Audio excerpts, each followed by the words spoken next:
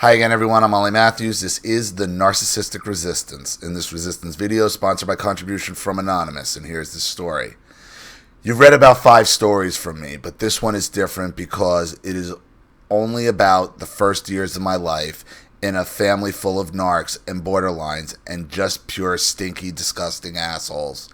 My dad was a histrionic attention whore and borderline rageaholic who needed someone to pour his massive quantities of shame into. When I became the dedicated family scapegoat, most of his shame was poured into me. My sister, 2 years older than me, also got tons of his shame poured into her, like pouring a liquid from a large container directly into a child's brain.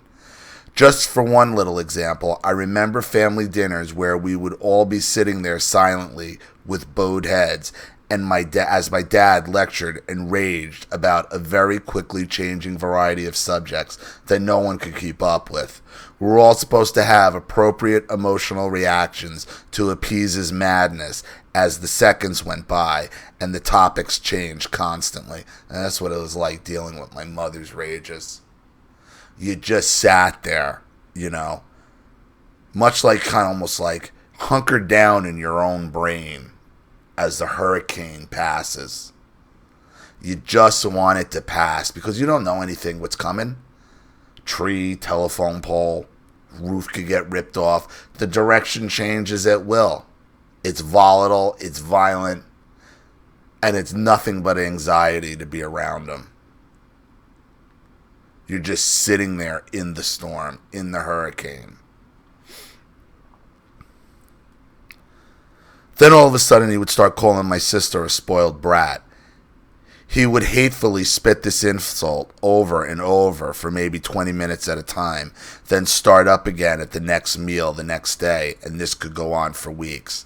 Oh, that makes meals fun. This was when she was about 15 and 16 years old.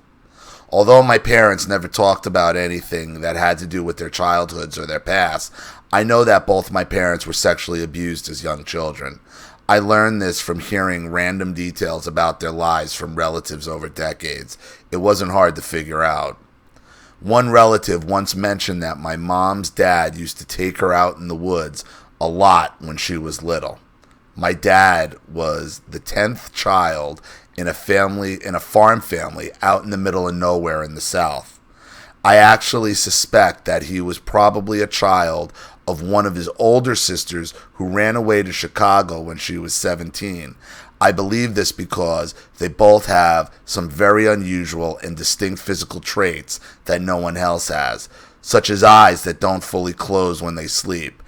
Any of their eyes are and their eyes are surprisingly the same, not like any other relatives, and also he has absolutely no physical traits at all from the woman who supposedly was his real mom.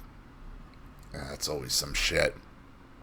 These families, they have these deep, dark secrets, especially the big ones, and I can't tell you how many stories I read here where there's questions of whose parents inside the family.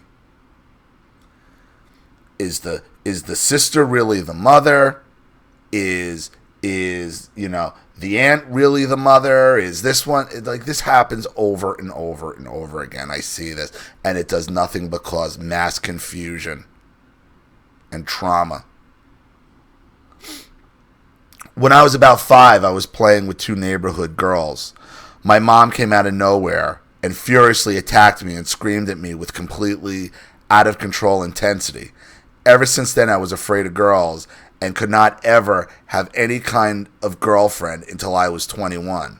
There was also a lot of vague memories of both my parents coming down very hard on me when I was about 2 and would walk around touching my penis. I had a nightmaringly frustrating life of girls and women showing interest in me and then running away and feeling scared and worthless. Sexual frustration to the max with lots of masturbation when I could have been fucking. One thing I remember from when I was about 9 or 10 years old was this really weird thing of being afraid to see neighbors have sex on their front lawn anywhere near our house.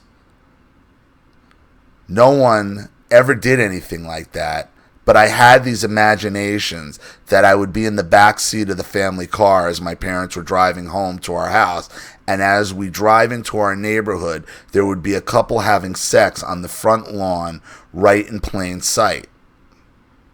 The feelings I had at this thought were like extreme panic and that I would not be able to stand it.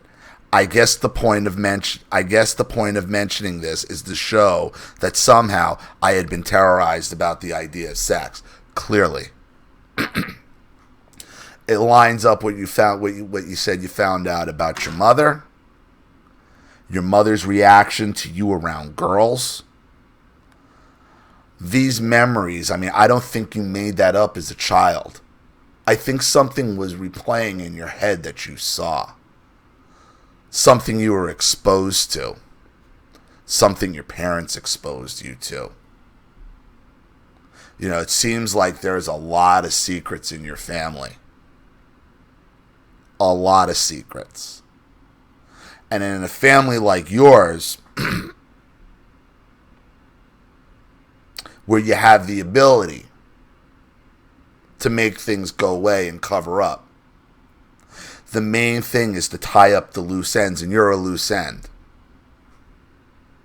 Because they probably ID'd you very early on as someone with the potential to expose and talk. This is the only way these people ever get destroyed, is by exposing them. That mental manipulation, that control, that you're not good enough and your sisters aren't good enough from your father, it's all to cover a horrible secret, it appears, in your family. Based on your memories, based on what you're telling me about your parents' past, there is a horrible, horrible secret brewing there. And maybe it's not that secret.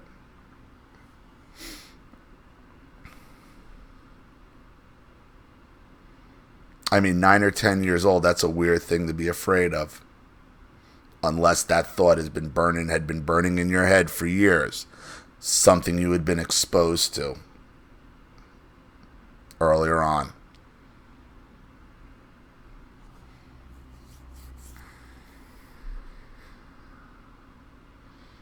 It's the kind of shit my parents did. It's the kind of lifestyle they lived.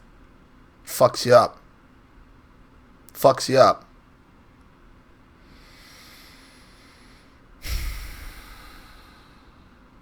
The physical abuse directed at me from my dad was heavy until I was about 15. When I was about 6, I remember him picking me up by my left arm and spanking me as hard as he could while swinging me around as I tried to protect my butt with my right hand, but could not due to all the swinging around in the air. This was in the front yard of our house, in full view of several other homes in the neighborhood. Right. Because you were probably picking up. Much like when my mother hit me. That charge she got, that enjoyment she got. You could feel the inappropriateness, and you could probably feel your father probably got some sexual satisfaction in it. In his violence. Why he does it. Feeds that beast. It's what burned these bad thoughts, these bad memories in your head for so long. That humiliation on the front lawn. No wonder you got your wires crossed up like that.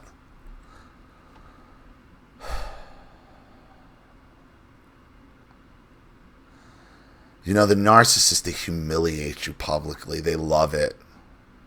And it's so deep. And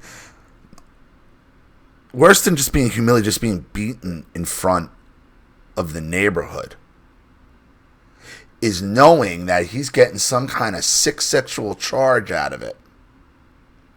Good luck proving that. Because most people are like, oh, he must really care about you. You're right.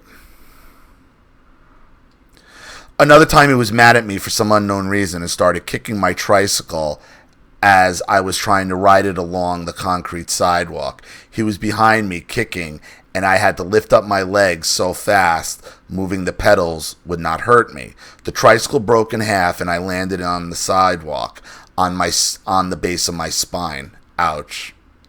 Another time, there was some weekend commotion that I had to do with some kids riding go-karts around in the nearby elementary school. Many neighborhood fathers were trying to figure out what was happening, and I had seen what had been happening, so I tried to tell them. Suddenly, my dad backhanded me in the face so hard that I was stunned. And that was my father. My mother was just could be violent anywhere. My father, those sneak attacks. My father was a public sneak attacker where you loved to... was. Screws what you had. Could not move or talk or cry for 5 minutes. All the fathers that had been standing around walked away. Not one dared say anything to my father, though, because he was the biggest and craziest of them. These are just some typical scenes from my childhood. By the way, there was no sexual abuse, I guess, but verbal abuse and all the narcissistic smirking, etc. that only got worse and worse as decades went by, and foolishly, I just stayed around. I don't think there's sexual abuse that you can remember. Your father's violence has sexual tones to it. He derives power from it.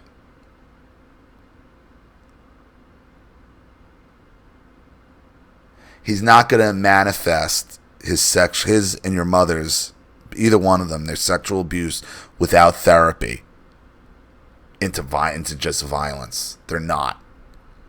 The red flags are all there. And I think there's things that you might have suppressed. It just seems that way. Things got a lot worse emotionally at about 12 years old when my mother and younger brother glommed together to make me the family scapegoat. Took me many decades to figure this out, but now I realize that those two covert narcs saw that my father was a very dangerous, violent, and disturbed person. In order to deflect his raging and insane accusations about everything away from them, they started to make up stories that would always put the blame on me. My father, always working during the day and having no idea what was really going on at home in the afternoons, gradually started to believe that all the family problems were caused by me. Fortunately for my soon-to-become golden child brother, he was a few years younger than me and could always play the victim when he would relentlessly provoke me into fighting with him. Know what that's like. Well, this nightmare story is long enough and really very incomplete, as all these stories have to be. Things never got better in my family of origin, and my no contact with them continues. I have very fortunately found a knowledgeable life coach who knows about all this kind of stuff, and I could talk with him on the phone sometimes. That, combined with listening to you, Ollie, on YouTube, and some other understanding YouTube persons, are very sanity saving, to say the least. So much shit, so much shame coming down through the generations. But after all, I believe in God and Paul Tripp and Amanda Flaker, and that there are reasons somewhere. Like Donovan once said in a song, all our souls are deeper than you can see.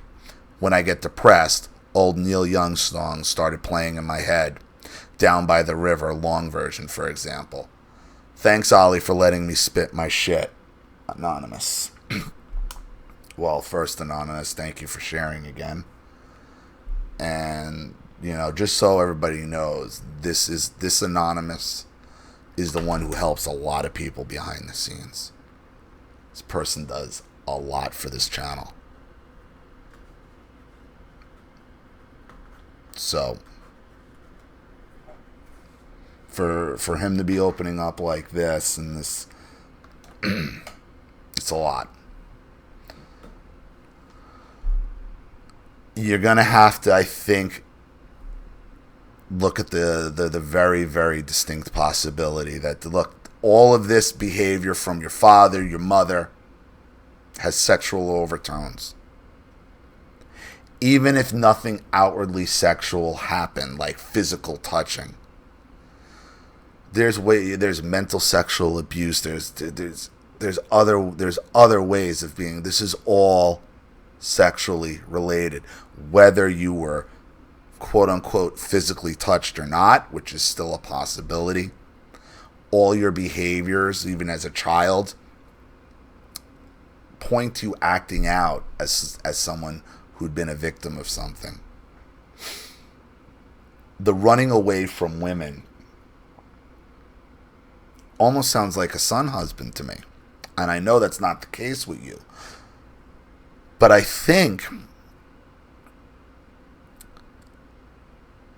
your mother might have failed in making you a son husband. That's what it seemed like as she was running out there, trying to stop you from playing with little girls as competition.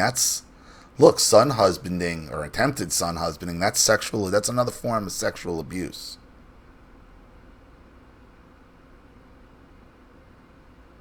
You don't have to be physically touched for the narcissist to sexually abuse you. That's a reality. That's something my therapist had. That was a hard lesson, one my brother would never really accept from our therapist. But, I know you're open to the possibility because you want to get to the bottom of these things. You have to accept that you come from very, very damaged, demonic people. Period. So, I hope that helps. Thank you so much for all you do and another contribution and story, Anonymous. I really appreciate it. Thank you to everybody watching. Please leave any opinions or advice in the comment section below. And again, if you want your story read on the channel, you have a topic you'd like me to cover, a narcissist you'd like to expose, you'd like to set up Skype, a phone call, have a private video made, or a Facebook live chat, or you'd like to sponsor a video like this for someone who needs help and can't afford it, or just make a contribution to the channel in general to keep it successful, growing, and expanding, because this channel survives 100% on contributions from all of you. Without you guys, all of this goes away. So if you like what you see here and you want to see more videos like this, you know what to do with the PayPal and email links in the description box. Also, please like and share this video wherever you can. Subscribe to my channel if you haven't, and be sure to click the subscription bell to be notified of all my video uploads. I'm Ollie Matthews. This has been The Narcissistic Resistance.